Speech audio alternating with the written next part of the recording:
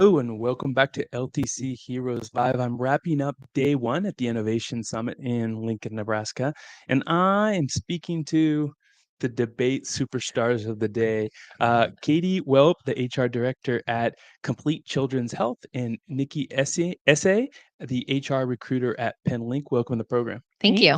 Did I get your last names right? Easy. Easy. Her last name is a trick. It is. Really, yeah. It's easy. So the debate has started, ladies and gentlemen. Let's start off with, I'll start with you, Katie. Yeah. What was the premise of your session today? What were you to bring to it? And then lastly, how'd you get roped into this? Yeah. So our session was about recruiting versus retention and really where you need to focus your efforts to solve a big problem in long-term care, right? Is your staffing and how you maintain that. So my position within that was that retention is more critical than recruiting. And if you can't retain your staff, you're always going to be behind and you're always going to be chasing your tail. I got roped into this by Sam Miller, who is a former coworker of ours and asked us to participate in this great debate today. And Nikki, what was the position you had to present? I took the position of recruiting, and I think it was easy to say that Katie clearly won, but it is, as we've talked since the debate got over, it is two sides of the same coin. Yeah. You can't recruit without retention, and you can't retain employees without also recruiting them in some aspect. Nikki, was there participation in the session? Did anyone ask any good questions or give feedback? There was a good question. One thing that Katie had talked about was how to market yourself differently to your current employees. And one individual had asked, what are some of those different things you can use to gain more people to come and apply or look to your industry or look to this industry specifically? And I think we gave out some different unique answers. Yeah. Atypical ways to retain people and keep people engaged. I think we talked about pet insurance, lifestyle spending accounts, those sorts of things. But really, what is most top of mind for me is those day-to-day things that you can do differently to set yourself apart and have that competitive advantage and keep people wanting to come back and work for you. And I think that looks a little bit different for every facility depending on what you can offer and what makes sense for your employee population. Can you give any real life examples of those day-to-day kind of processes that help with retention? Yeah, I would say like scheduling. Nikki, you talked a lot about flexibility during the session and how that can be a differentiator when you're recruiting people. But I think any way that you can schedule a little bit uniquely and give people more choice in how they're being scheduled is something that can help retain employees too. And Nikki, anything that you took away from the session, either a different way that you all approached it, maybe some words that were shared, anything that you'll take away from the session and go back, if I were going to present this either to my team or if I were to have this again, I would explain this differently? Yeah, one of the questions was combined, and that kind of threw me off. But one thing that I definitely will take away from this is just truly how hand in hand recruiting and retention are, and that it's not a problem that home or long-term care has to solve themselves. It's a problem that we all have to solve.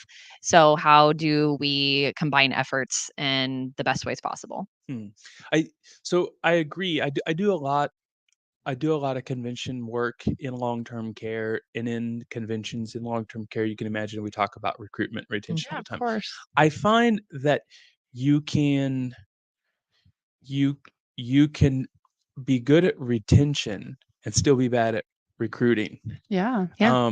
But if you're bad at retention, you've got a lot of problems kind of everywhere, right? You can't fix. So let's hone in on recruitment, because I think that we would agree that kind of retention will normally win the debate if you only have an Sure. hour to work on it.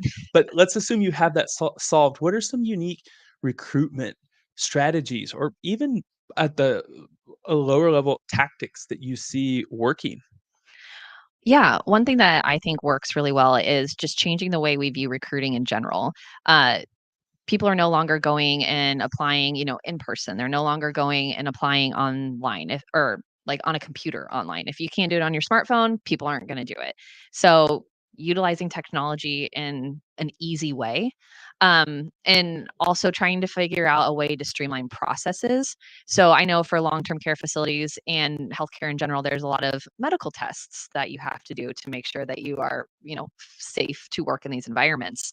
So finding a way to streamline that as quickly as possible so that you don't have long delays between an applicant applying and then making an offer and getting them to start, I think is crucial. Do you have anything you want to add to that? Not right now. um, I guess I feel like the question I want to ask is a question I get from people when others aren't listening. Okay. Sure. Okay. And I feel like you're gonna give me the answer. So I do sessions around recruiting on LinkedIn, and people are surprised that there are Gen Zs on LinkedIn, a large percentage. The format works well. It's visual. You could put videos into it. Mhm. But people come up to me afterwards and say, that generation just doesn't get it. If I have to make it so they can apply from their cell phone, means they're gonna want to be able to have to do everything from their cell phone, and you can't do long-term care from your cell phone. And they tell me a lot of things that they wouldn't say out loud. How do you go about, one, overcoming kind of that generational stereotype that I'm older that we have? Because, right, my parents said that about my generation, Mhm. and now my generation's saying it about the younger ones. How do you overcome that then too? But also, how do you get the younger generation to meet halfway there, that there is some grit sometimes that need to get there? I mean, it bothers me that we divide ourselves into generations. This is the first generation that's ever done that, right? And I think that the younger generation, if anything, has showed us how resilient they are. They have went through financial crisis after financial crisis. They have went through COVID that has changed the entire workforce, their entire world, in a way that we probably wouldn't be able to as easily adapt to. So I think if you do present them with a challenge, they're going to meet it. They just might use technology to get them there. I Yeah. love it. I also think sometimes technology can be a barrier. Not everybody has a computer, right? Like everybody has a phone. And so maybe reframing how you're thinking about that and thinking about what you're just trying to be difficult because you want to use your phone or different or you want us to cater to you. That might not be the case. So reframing your mindset Mm, um, in recognizing that a phone is just a really accessible way to get to a wide group of people. And it's not just the younger generation, it's a whole broad range of people as well. love it. And kind of this hits home is that, like, I hadn't thought of the phone kind of uh complaint, I guess. But then thinking about it, there's also there's a hidden there's a hidden comment behind that, that some of us are more comfortable with computers, some of us are complaining, and we're actually bad at cell phones. Um, my wife, who might complain about the younger generation, she's better on her she's on her cell phone. Yeah. Kind of discovering this as I go through the interview, as you can see. Yeah. Well, thank you both for just a pleasure. I'm glad we solved this debate. There's no winner. You got to work on Yeah. both. Yep. Definitely. Thank you so much. Thank you.